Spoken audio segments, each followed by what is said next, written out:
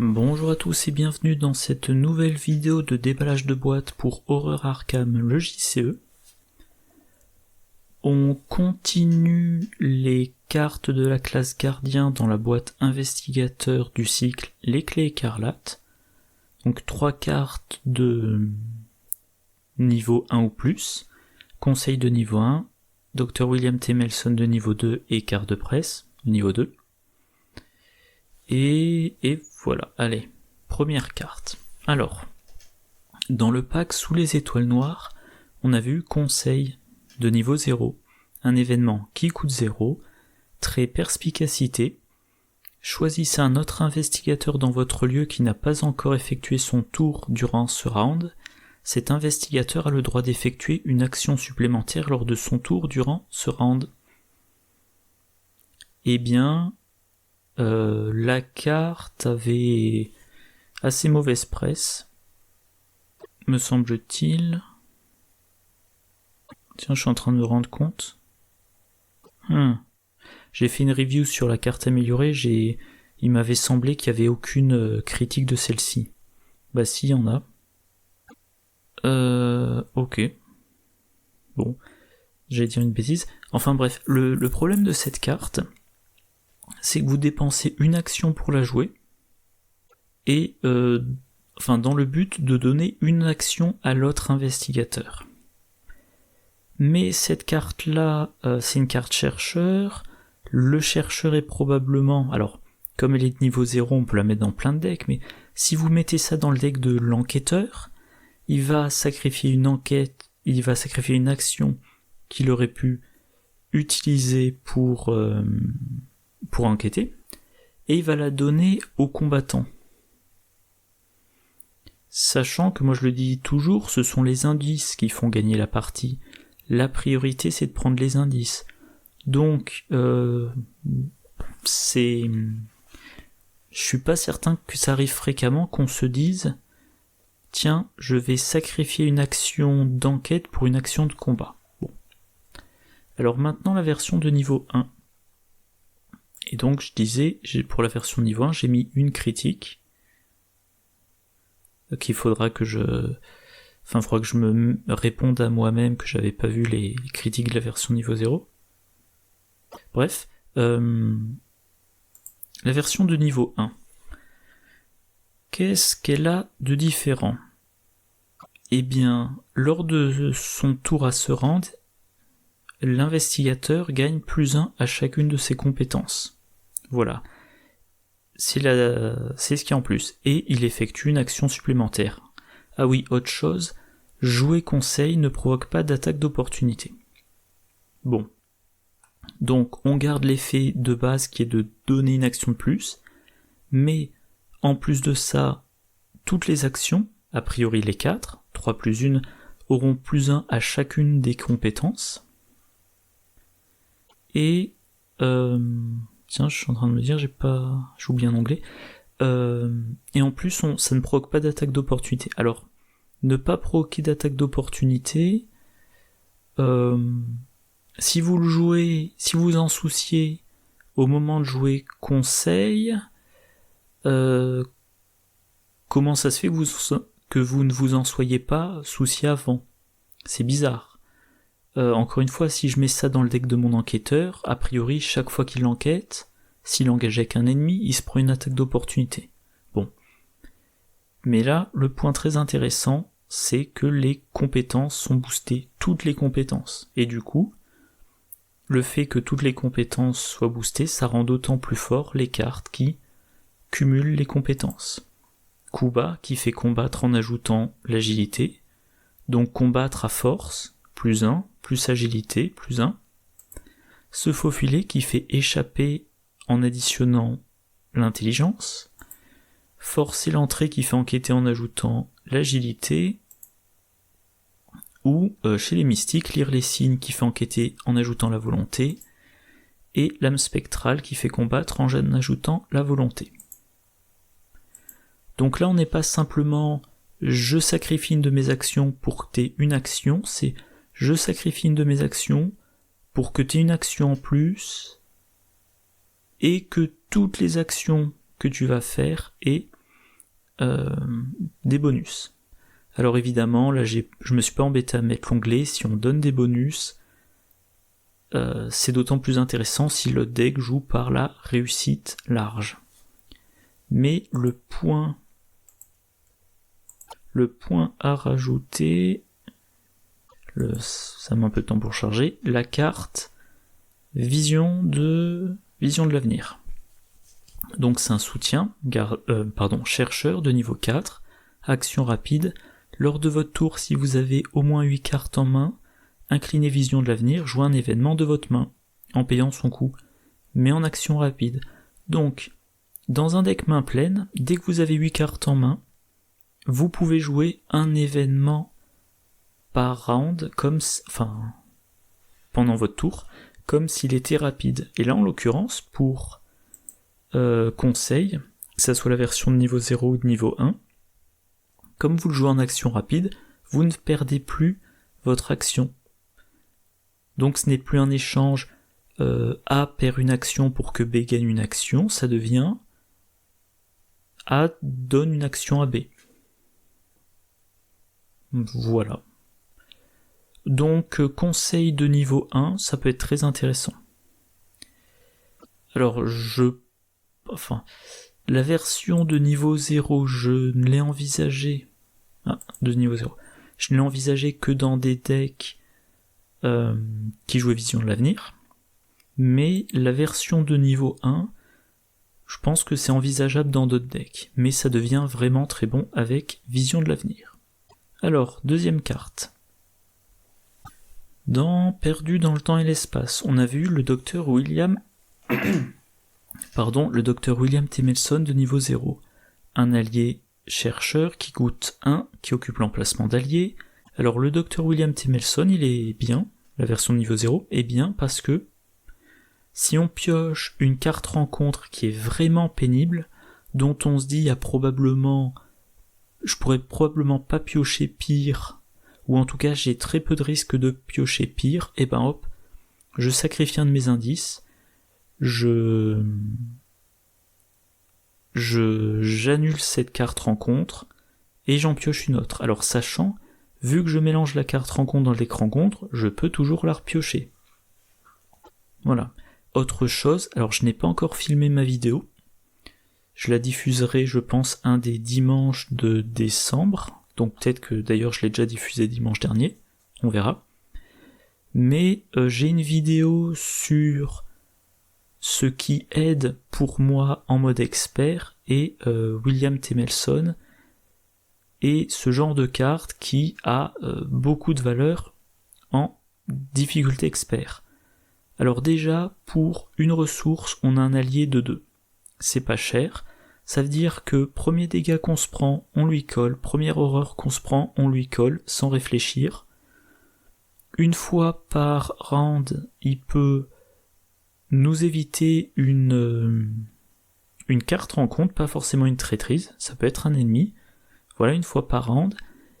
Et potentiellement, à un moment donné, on est trop blessé, on le sacrifie plutôt que de mettre encore un dégât ou une horreur sur son investigateur. Mais là, le niveau 2... je vais mettre la version avec image. La version de niveau 2. Même coup... faut le temps que ça charge. Même coup, même nombre de points de vie, même nombre de points de santé mentale. Par contre, la différence... Bon, ça n'a pas l'air de marcher. La différence, c'est que je me trompe pas. Déjà, c'est plus quand vous piochez une carte, c'est quand un investigateur, et pas forcément dans votre lieu. Donc quand un investigateur dans n'importe quel lieu pioche une carte rencontre, on incline le docteur William Temelson, on place un indice sur le lieu, pareil. Et alors, encore une fois, placer les indices sur le lieu, ça déclenche des effets et on pourra les récupérer plus tard. Il y avait un drôle de bruit dehors. Voilà. Et là, au lieu de remélanger la carte rencontre dans le deck rencontre et d'en piocher une autre, on en pioche immédiatement une autre. Et on choisit une parmi les deux. Soit on en choisit une à résoudre et l'autre on l'annule et on la défausse. Donc je disais tout à l'heure, quand avec la version de niveau 0, on se dit je pense que je peux pas piocher pire, donc je remplace par une autre. Là, on peut se dire je pense que je peux pas piocher pire, on regarde la deuxième et on peut se dire ah si, finalement il y avait pire, bon bah ok, je reste sur la première. Autre chose, comme on ne remélange pas la carte mais qu'on pioche immédiatement la deuxième, ça... qu'est-ce que j'allais dire, ça veut dire qu'on ne peut pas repiocher cet exemplaire de la carte. Alors, si la première carte qu'on a piochée est en plusieurs exemplaires, la deuxième carte, ça peut être un autre exemplaire de ça. Mais c'est quand même moins probable. Et enfin, dernier point qui peut être intéressant dans certains scénarios, et très gênant dans d'autres, on défausse une des deux. Donc en fait, chaque round pendant lequel on utilise le Dr William T. Melson, on meule le deck rencontre d'une carte. Là tout de suite je pense au premier scénario de Dunwich. À un moment donné on vous dit il faut défausser Jazz Mulligan du deck de rencontre. Ben mine de rien, utiliser William T. Melson vous fait vous fait creuser, vous fait meuler le deck rencontre d'une carte supplémentaire par round. Voilà. Alors, ah oui, il y avait un commentaire, le nouveau Dr William T. Melson agit sur n'importe quel lieu comme le sort de protection de niveau 2. Quelle carte on va cibler ? Ben, une des cartes les plus détestées du jeu, c'est Antique Fléau, parce que ça met une fatalité sur l'intrigue, et c'est quasi impossible de retirer les fatalités de l'intrigue, et en plus, ça peut faire avancer l'intrigue. Donc, ça peut faire avancer l'intrigue un round plus tôt, mais s'il y a plein de fatalités en jeu, sur des lieux, sur des ennemis, ça peut faire avancer l'intrigue 2, 3, 6 rounds plus tôt. Donc là, on voit ça, on réfléchit pas, allez hop, William T. Melson. S'il y a plusieurs fatalités en jeu, ailleurs que sur l'intrigue. Alors il y a, Antique Fléau, ou dans les scénarios avec Antique Fléau, les cartes qui mettent plein de fatalités d'un coup, ou une carte qui vous fait, qui fait faire à l'investigateur un test extrêmement dur à réussir, en cours de partie, on se rend bien compte s'il y a un risque ou pas. Et donc, je le disais, note de recherche, vu qu'on pose des cartes sur son lieu. Ah, j'ai l'impression que le site est en carafe ce soir. Bon. C'est bizarre, ça marche un peu plus tôt, on n'aura pas l'image. L'apparence c'est bizarre, je me demande si c'est pas mon navigateur qui est en train de planter. Bon, donc la carte de presse a un soutien chercheur de niveau 2 qui coûte 4, qui occupe un emplacement d'accessoires, trait, objet et charme, réaction. Après avoir dépensé un ou plusieurs indices ou placé un ou plusieurs indices sur votre lieu, inclinez la carte de presse, vous avez le droit d'effectuer une action supplémentaire durant ce tour, ou lors de votre prochain tour si actuellement il ne s'agit pas de votre tour. Bon, encore une fois, dans cette boîte, dans ce cycle, il y a plein d'effets qui peuvent poser des indices, ça va interagir. Alors, je regarde quand même dans quelle heure j'ai mis les choses. Je reprends. Donc je disais on a cette carte-là qui joue avec le dépôt d'indices. Et donc c'est très simple, on a dépensé un indice ou pose un indice sur le lieu, on peut immédiatement faire une action supplémentaire.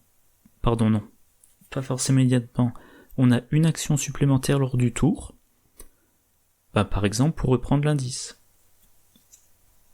Reprendre l'indice, par exemple, en utilisant note de recherche, le test de difficulté 0.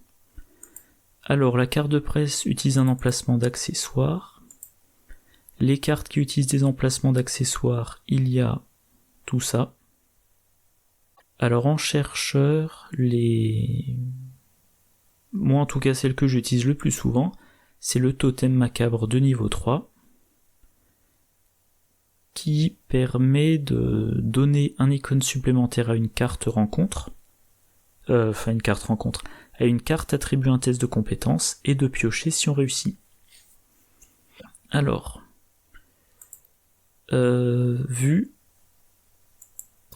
cette vidéo est un peu buggée.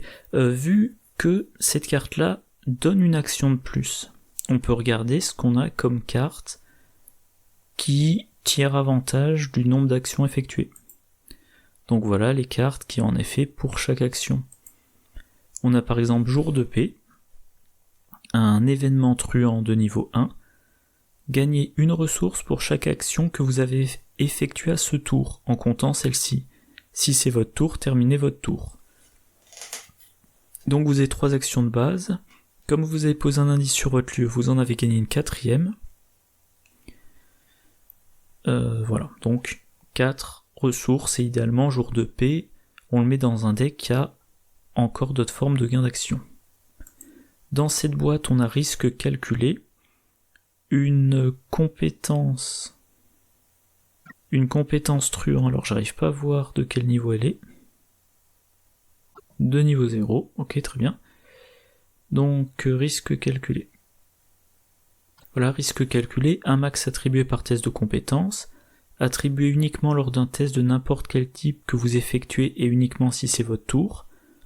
Risque calculé gagne une icône libre pour chaque action que vous avez effectuée à ce tour, en comptant celle-ci. Après la fin de ce test, terminez votre tour. Donc, vous gardez ça pour votre dernière action, votre 4e, grâce à carte de presse. Oui, c'est ça, carte de presse. Et donc, comme c'est votre 4e action, il y a 4 icônes libres. Et ces 4 icônes libres vont, par exemple, vous aider à réussir très largement votre test de note de recherche. Mais, j'ai bugué, pardon. Un autre truc intéressant, ça va être avec facilité d'apprentissage.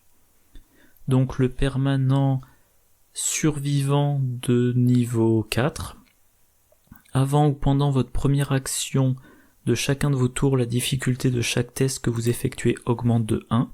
Pendant ou après votre 3e action de chacun de vos tours, la difficulté de chaque test que vous effectuez diminue de 1. Si vous en mettez 2 dans votre deck, et c'est plus 2, moins 2 respectivement. Donc, dans un deck d'Arel Simons, il joue la carte de presse, il joue facilité d'apprentissage. Avec sa première action, vu qu'elle a une difficulté augmentée, il va faire quelque chose qui ne fait pas faire de test, mais qui fait poser des indices. Enfin, pardon, non. Il fait quelque chose qui nécessite pas de test, peu importe ce que c'est, mais tant qu'à faire, ça peut être du dépôt d'indices. Déposer cet indice lui donne une 4e action. Il fait sa 2e action avec une difficulté normale, puis il fait sa 3e action avec une difficulté de -2, puis sa 4e action avec une difficulté de -2. Sachant que quand il a posé un indice, ça a mis une preuve sur note de recherche, et éventuellement cette preuve-là, plutôt que de la garder pour l'effet de note de recherche, il l'utilise pour un -2. Donc, éventuellement, première action, il pose l'indice, 2e action, il dépense la preuve pour un -2, 3e action, il a un -2, 4e action, il a un -2. Donc, pendant son tour, il a fait 4 actions, une sans test et 3 avec une difficulté de -2. Dans ce cycle, oui, les survivants ont aussi la bouée de sauvetage, un événement de niveau 1 qui coûte 1. Un max par joueur, rapide à jouer quand le tour d'un investigateur devrait se terminer. Donc, après sa dernière action. Cet investigateur a le droit d'effectuer X actions supplémentaires durant son tour. X est le nombre de tests de compétences auxquels il a échoué durant son tour. Bannissez la bouée de sauvetage. Donc, et ça, également avec facilité d'apprentissage. Donc, facilité d'apprentissage je vais y arriver. Il est minuit passé, c'est pour ça que j'ai un peu du mal. Facilité d'apprentissage rend votre première action plus dure à réussir si vous faites un test, donc vous pouvez échouer. Donc première action échouée. Que ça soit sur votre première action ou une autre, vous déposez un indice. Carte de presse vous donne une action supplémentaire pendant ce tour. Vous faites votre deuxième action à difficulté standard, troisième action à difficulté -2, quatrième action grâce à la carte de presse à difficulté -2. Votre tour devrait se terminer, hop, vous jouez bouée de sauvetage. Comme vous avez raté un test, vous avez une action supplémentaire, qui est donc la cinquième action de votre tour, parce que le tour devrait se terminer, mais vous gagnez des actions, donc vous êtes toujours durant votre tour. Et comme vous êtes après la troisième action de votre tour, une réduction de difficulté. Donc voilà, vous avez volontairement échoué à votre premier test, et vous avez eu la troisième, quatrième et cinquième action à difficulté -2. Alors comme il faut bannir cette carte-là, on peut envisager déjà vu le permanent de niveau 5, entre deux scénarios d'une campagne, réduisez de 1 le coût en expérience de la carte pour acheter jusqu'à 3 cartes que vous avez bannies durant le scénario précédent. Donc, pendant une partie, vous utilisez 2 copies de bouée de sauvetage, et ben grâce à déjà vu, les racheter ne vous coûte rien. Bon, déjà vu vous a coûté 5 XP par contre. Autre carte, fin de route, un événement survivant de niveau 0, qui coûte 0, rapide, à jouer lors de votre tour uniquement si l'intrigue finale est en jeu, piochez une carte, gagnez une ressource et gagnez une action supplémentaire. Retirez fin de route de la partie. Donc, même remarque que les deux cartes précédentes, et ça se combine. Donc, alors il faut être à la fin de la partie, c'est-à-dire le moment où on a le plus, où on veut le plus se presser, le moment où on veut faire le maximum de choses pendant son tour, et potentiellement aussi le moment où il y a des effets du style, je pense à Innsmouth, si vous n'avez pas quitté un lieu inondé avant la fin de votre tour, vous prenez des dégâts.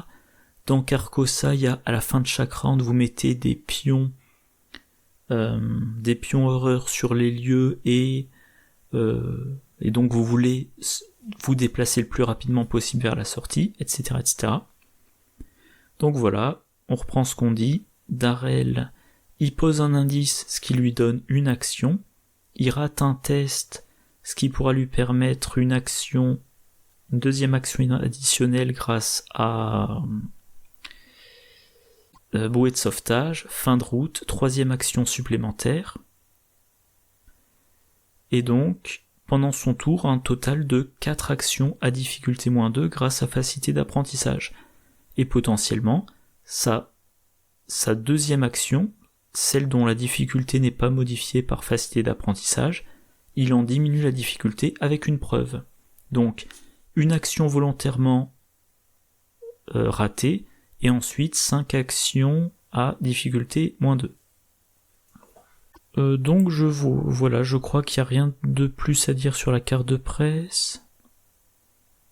Voilà, non, je pense qu'il n'y a rien de plus à dire. Vous avez un archétype dans cette boîte qui vous incite à poser des indices pour avoir de plus gros bonus. Vous savez qu'il vous faudra dépenser une action pour récupérer ces indices. Et bien là, vous avez une carte qui vous dit « Vous inquiétez pas, l'action de récupération des indices ne sera pas décomptée de vos 3 actions normales. » Voilà. Bon, bah c'est tout pour cette vidéo. Comme d'habitude, j'espère qu'elle vous a plu. N'hésitez pas à laisser des commentaires. Demain ou lundi, si cette vidéo est mise en ligne le vendredi, on verra les 3 dernières cartes chercheurs. Voilà. La trousse chirurgicale, le kit d'empreinte digitale amélioré et Grey's Anatomy la Bible des médecins. Moi d'ici là je vous souhaite une bonne journée, une bonne soirée, de bonnes parties et je vous dis à la prochaine, au revoir.